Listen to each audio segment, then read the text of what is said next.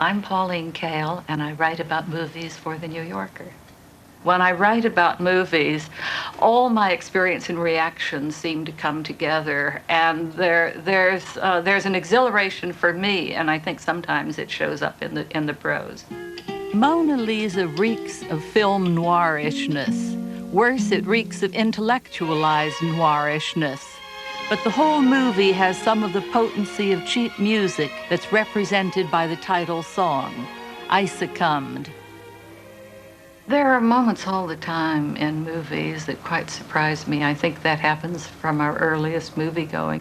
In D.W. Griffith's Intolerance, there's one moment when a little chariot pulled by doves crosses the screen. You wouldn't believe it was possible for something like that to be as affecting as it is, but every time I think of that image, something melts. I'm disposed to like Prince, the 26-year-old pansexual star of Purple Rain, because he is, as a friend of mine put it, the fulfillment of everything that people like Jerry Falwell say rock and roll will do to the youth of America. When you get to mail, you often realize you're reaching little kids in small southern towns. A lot of America is still like Winesburg, Ohio, and kids read The New Yorker because it keeps them from feeling crazy. I know that Platoon is being acclaimed for its realism, and I expect to be chastised for being a woman finding fault with a war film. But I've probably seen as much combat as most of the men saying, "This is how war is." I think about the only trend now is that the good movies come from left field. They're the long shots, the movies you don't expect to be as good as they are.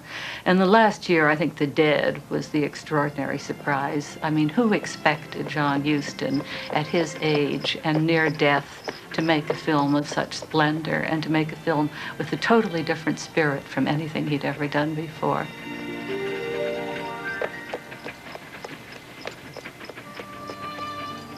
I think I've had the luck of writing about movies at a great period, particularly, I mean, the 70s, when movies really changed. It's true that all the men you knew were dealers who said I can't hear the Leonard Cohen record without thinking of McCabe and Mrs. Miller.